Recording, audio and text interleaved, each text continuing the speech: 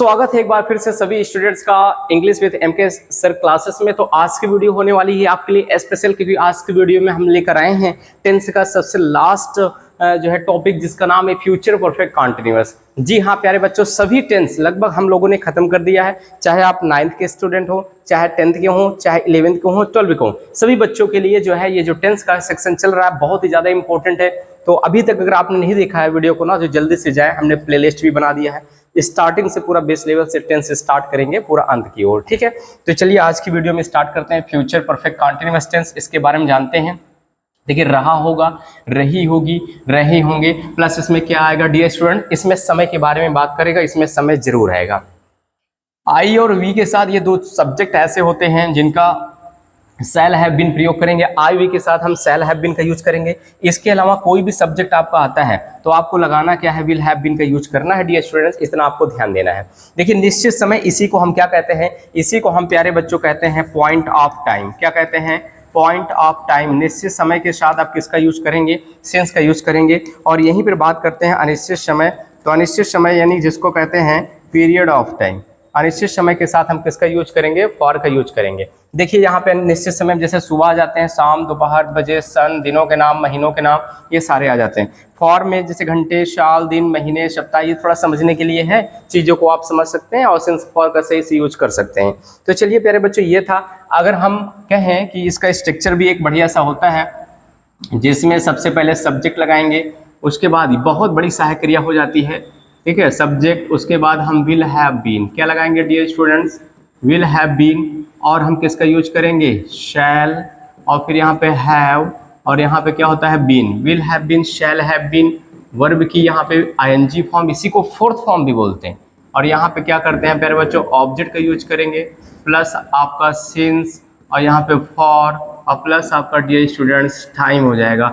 इतना ये बड़ा स्ट्रक्चर होता है डियर स्टूडेंट्स, आपको ध्यान से समझना है, क्योंकि थोड़ा सा स्ट्रक्चर यहाँ पे बड़ा हो जाता है। चलिए, पहला क्वेश्चन, जैसे हम आज यहाँ पे लिख रहे हैं, वे सुबह से, ठीक है, वे सुबह से गाना गा रहे होंगे। ठीक है, अब इसका ट्रांसलेशन करना है, वे सुबह से गाना गा रहे होंगे। देख रहे हैं यहाँ पे रहा होगा, रही होगी अंत में तो आया, लेकिन आपको समय क्या दिया है कि सुबह से। तो चलिए इसका अनुवाद करते हैं, इसका अनुवाद करेंगे। तो डियर स्टूडेंट्स, इसका अनुवाद बहुत आसान तरीके से कर लेंगे। वे की मीनिंग क्या होती है? दे, सब्जेक्ट हो गया। अब दे के साथ तो विल हैव बीन ही लगेगा, क्योंकि हमने नियम आपको अभी बताया। तो क्या करेंगे? दे विल हैव, उसके बाद यहाँ पे करेंगे बीन। अब देखिए, सिंग का आईएनजी क्या होता है?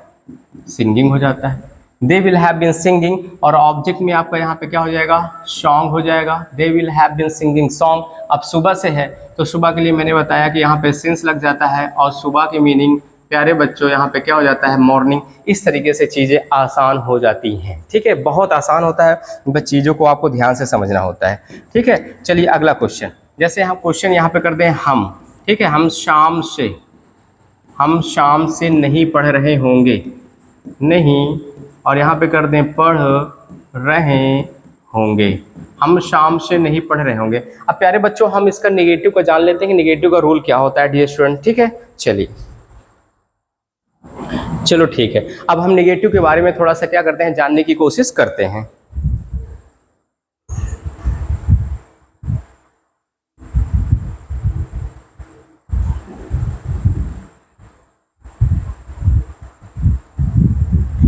चलिए जी, जब हम नेगेटिव के बारे में बात करते हैं डियर स्टूडेंट, तो नेगेटिव हमारा क्या हो जाता है? हम शाम से, तो हम की मीनिंग यहाँ पे क्या हो जाती है प्यारे बच्चों? यहाँ पे हम की मीनिंग क्या हो जाती है? वी। हाँ, और उसके बाद क्या करेंगे? वी के साथ शैल लगता है, और नेगेटिव आएगा तो शैल या विल के बाद ही नॉट यूज करना है। वी शैल नॉट, और यहाँ पे करेंगे हैव, और यहाँ पे कर देंगे प्यारे बच्चों बीन। अब ये पढ़ना का क्या होता है प्यारे बच्चों? तो यहाँ पे हो जाएगा रीड का आईएनजी, रीडिंग हो जाएगा। अब टाइम देखना है आपको, शाम है तो क्या लगेगा प्यारे बच्चों? सिंस लगेगा, और यहाँ पे इवनिंग हो जाएगा, सिंस इवनिंग। इस तरीके से प्यारे बच्चों, पहला अफर्मेटिव, दूसरा नेगेटिव। अब हम करेंगे इंट्रोगेटिव। जब सेंटेंस की शुरुआत किससे हो प्यारे बच्चों? सेंटेंस की शुरुआत क्या से हो? जैसे मान लो यहाँ पे आ जाए क्या आप 2 साल से, ठीक है, क्या आप 2 साल से नाच रहे होंगे, नाच रहे, और यहाँ पे हो गया प्यारे बच्चों होंगे। क्या आप 2 साल से नाच रहे होंगे। जब जब क्या से शुरुआत होगी प्यारे बच्चों, तो एक चीज़ आपको फोकस करना है कि जो हेल्पिंग वर्ब है विल शैल को पहले करना है। सब्जेक्ट के हिसाब से करोगे तो यहाँ पे विल लग जाएगा क्योंकि आप हैं, और आपकी मीनिंग फिर आपको लिखना है यू। उसके बाद प्यारे बच्चों यहाँ पे क्या करोगे हैव, उसके बाद यहाँ पे करोगे बीन।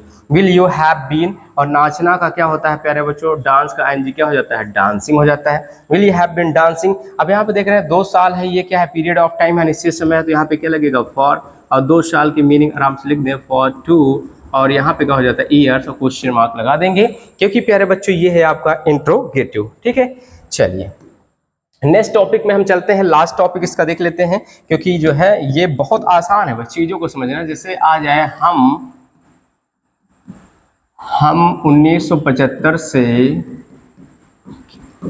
क्यों गाना गा रहे होंगे।